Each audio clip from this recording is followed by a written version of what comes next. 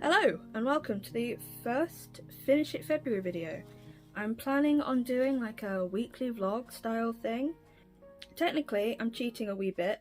It is still January while I'm filming this, but for you guys it will be February. And I did say in my last video that would have just gone up that you would see me do this as part of Finish It February, and I didn't lie. You are seeing me do it as part of Finishing It February, but I actually think that given that February starts this Saturday and today is Wednesday, that I will probably have finished this before then, because I'm literally just sat here casting it off.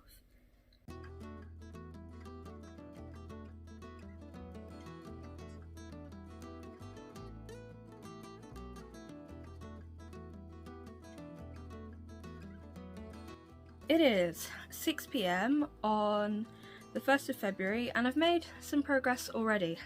I've added an extra row to all 6 of the little leftover granny squares that I had from a previous project. Now what I've decided I'm going to do is I'm not going to make more squares or make massive squares because I really want this sort of done. I'm going to sit and sew the granny squares together, or alternate these squares in a really long rectangle, and I'm going to make a scarf, and then it will get put in the drawer where I keep the stuff I've made that I plan to gift to people, and when the right occasion comes along I'll have something to use. So that is my progress thus far. I've wound up a lot of random balls of wool and had quite a chill day on the sofa. So it would be really nice if I could finish this scarf by the end of the evening before I go to bed. Fingers crossed. We'll see how we get on. Despite appearances to the contrary, I'm actually really enjoying myself here. I just don't look like it.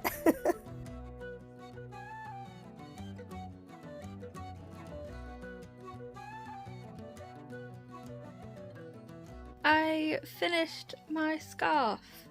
Don't mind my eyes, it's hurting. I've got to keep one closed. Migraines. I finished it. Well, hey, we have one finished project for the first day. Oh, I've got an end to weave in. Okay, I lied. I'm one end away from it being done. I missed one. I'm quite pleased with it. It's quite short. I think it's more of a children's scarf, or one you tuck around yourself. But I think it's quite cute. Hopefully it will make someone very happy as a gift.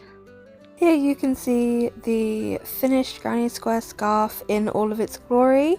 I'm really pleased with how it turned out, and that is one less project in my work in progress pile. Woohoo! If you watched last week's work in progress video, you will have seen me working on these little booties. Well, I finally finished them and they've already gone to their new home, and the expectant parents are thrilled, which is very exciting. We are on to day 2 of Finish It February. So this is actually the 3rd pattern that I've used this wool for, and I've frogged everything back. I knit 2 hats, didn't like either of them. Got partway through the scarf that you would have seen in last week's video. But the cable with the wool this thick, the cables were not showing up. The pattern that I designed was too close. I've gone for a very basic lace pattern, which I think is working a lot better. I am now up to 7 repeats and it is just gone 8:30. So what I think I'm going to do is do one more repeat of this, so I then have completed 8 repeats of this pattern, and then I'm going to call it a day and get an early night.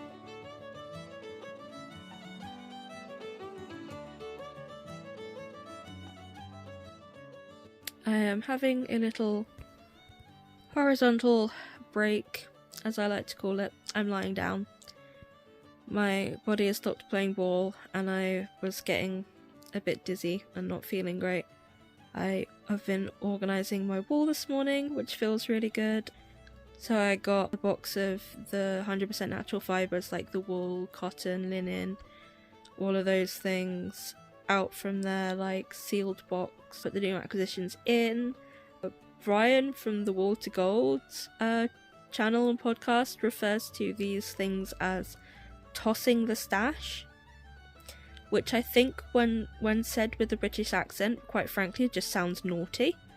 I didn't feel like I was overdoing it. I felt really up and at 'em. I got up really early this morning. I thought I was gonna like boss Monday, and then I got to like 11:30 and my body was like, you thought, have a lie down.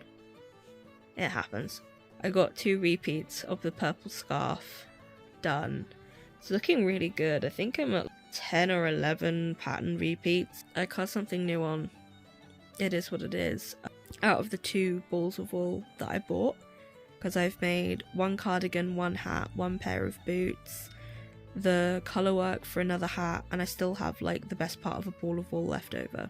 I very much like how in garter stitch this wool looks with all of its little colour variations. I think it's delightful.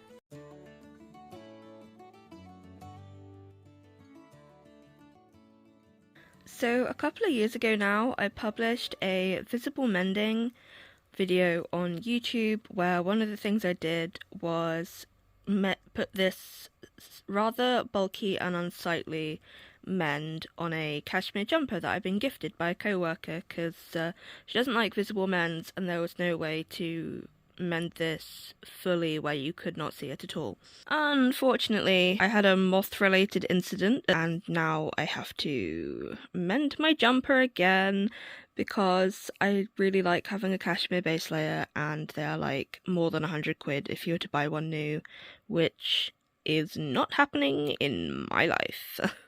I knitted a little sheep because I thought that it would be cute to have a pattern and make it look a bit more intentional, but unfortunately the sheep is just above my nips and it's not giving. I'm quite pleased with him. It's 100% wool I got from the charity shop, and then the actual sheep himself is using the second ever bit of wool I spun on my drop spindle. I think it's merino, but I don't know. I was just given the roving. I didn't really film any of it because I've just been sat like a little gremlin on my sofa in my pyjamas, and I didn't really think you all wanted to be seeing that. I think I might need to add something here and here to kind of bring your eye down so it looks less like a slapdash patch, which admittedly is what it is, and more like some kind of intentional decoration. I'm thinking if I can be bothered, I might do a little stalk and turn this red patch into a mushroom. And I imagine that this is going to become a gardening jumper. It's a bit luxe to have a cashmere gardening jumper, but it's not a smart jumper anymore. It got remothed. It's super thrilling around here.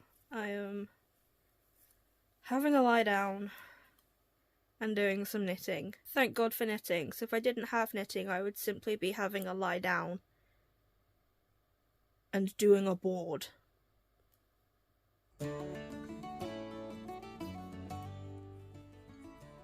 So this pattern's really easy. I start off with 4 stitches cast on, and then every row I start by knitting 2 stitches, and then I knit into the front and the back of the 3rd stitch, which then obviously leaves me with 4 stitches on this needle, and that means you increase by 1 every single row and you get a shawl.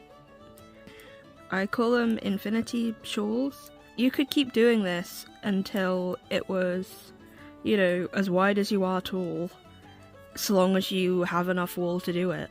Ideally I'd like to work up to 150 wide, but I don't think I'm going to have enough wool to do 150, so my new goal is now 120, and we will see how wide that is. So my knitting needles have kind of become like a ball of chaos lately, and my mother-in-law made me this awesome little circular needle storage pouch. I am going to go through my circulars and sort them out.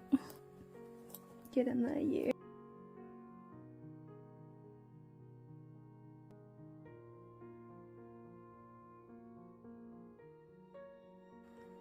Oh, we don't have a space for 10 mil.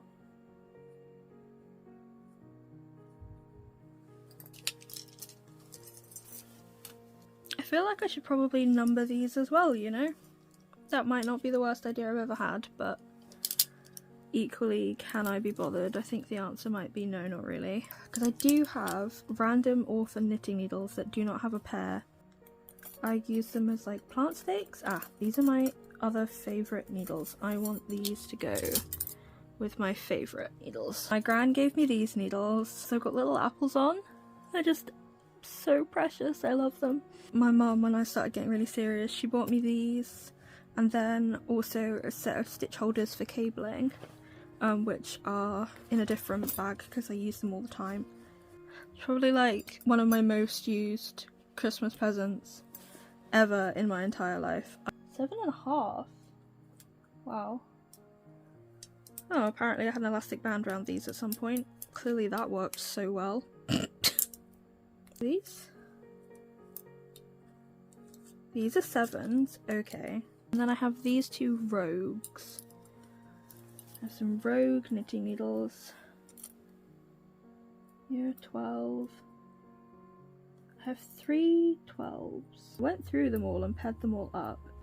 Somehow I have ended up with a bizarre number of identical knitting needles. So clearly my great-grandmother also frequently lost hers, because I have 5 of the exact same. And then there's another pair of 12s and another pair of 12s, which is crazy. What is 12s in mils? Yeah, they're 275, which is fair because a lot of knitting patterns, like vintage ones, use 275. And then I have these randomers, which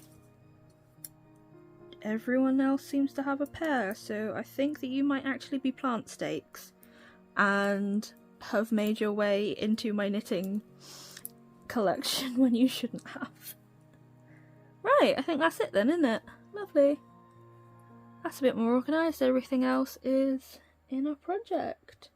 No doubt I'll go in the living room and see about 6 more knitting needles just vibing in a corner. That's what normally happens. Right, 2 rogue knitting needles. We'll go with the other rogue knitting needles in the jar.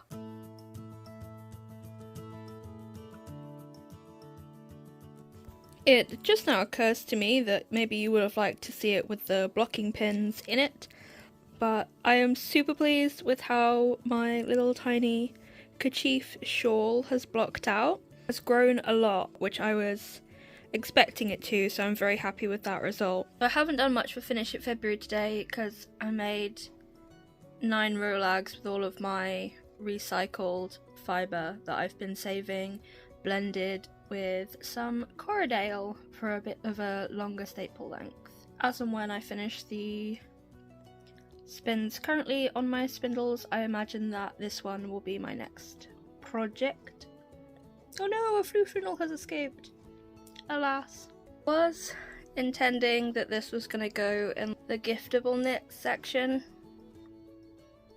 but I'm not gonna lie, I think that this may stay in the wardrobe.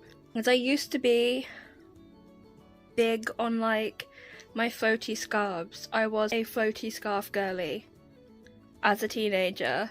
They were kind of my thing. I find in my wheelchair, either they kind of make me look top heavy or they get caught on stuff, and I just find them really annoying. And I've not been reaching for like scarves as much, which is weird for me. My friend a couple of years ago made me a lovely little sort of neckerchief style one, and it's very sort of green and it's gorgeous and I love it.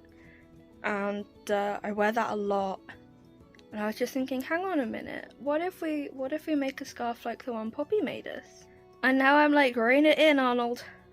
You don't need 12 million neckerchief scarves, but also, yes, I do. We're now 7 days into February, and I've got to say, I'm really glad that I'm doing this challenge because it's motivated me to get stuff done that has just been languishing in my works in progress pile, sometimes for a couple of years. So it's nice to feel like those projects aren't a lodestone around my neck anymore. I didn't want to get back to being someone who had 27 works in progress in one go. That was too much even for me. I've now got two crochet projects on the go. This baby blanket and then the long-term scrap busting granny square blanket that you will have seen in last week's video. If you haven't seen that, I'll try and do the YouTube thing where you link it. Otherwise it'll be on my channel. It was literally the one after this one. It's called Whip Walk of Shame because I thought it was funny and alliteration or something, I don't know. I have been a bit tired. I've had some fun migraines this week, so it is what it is. I've got quite a lot done. I don't have like an active commission going on at the moment. I'm still in the fabric sourcing stages of a wedding dress, so this week I've been able to get a lot of crochet done. I don't know whether that's going to continue knitting and crochet wise. Later in the month, when, you know, my workload might change, I might have more active work going on, but at the minute I'm just sort of pootling about, and you know, it's one of the things with being self-employed is sometimes you are so busy you don't know where you put your head, and sometimes it's a bit slow, and January, February are generally a bit slow, so I thought it would be fun to do something like this so that I'm motivated to keep creating and don't just like sit and be bored. I like to have things to do, which is, you know, how I ended up with 27 works in progress at one point. I cannot remember what the grand total of projects at the end of last week's video was. I will put it on screen, but I feel like we're now at a level where everything that I'm working on at the moment is something that I'm really quite interested in, which wasn't the case previously. I'm not massively in love with the purple scarf. It's still irritating. I don't know what it is about this project. I loved working with the wool from the spinner to make this vest, and it's the same weight and the same fibre, and I really enjoyed the 2 balls of wool I used to make this sweater vest that's reversible, although I basically only ever wear it this side because it goes with everything because of all the colours. And I loved knitting that, and so I treated myself to that purple ball of wool thinking I could make Mum a really lovely present, and for whatever reason I'm not vibing with it, which is strange. It's just been a bit of a slog. I'm much happier with the lace pattern. It being, I think, about 8 rows to a repeat is really motivating because I'm quite happy to sit and do a repeat at a time, and I'm trying to remind myself that I am only in the first week. There are like, what is it, 28 days in February? I have time to finish it, and if I don't finish it by the end of February, that doesn't mean I failed. The whole point of this is to progress, and I've finished some things and I'm really pleased with that.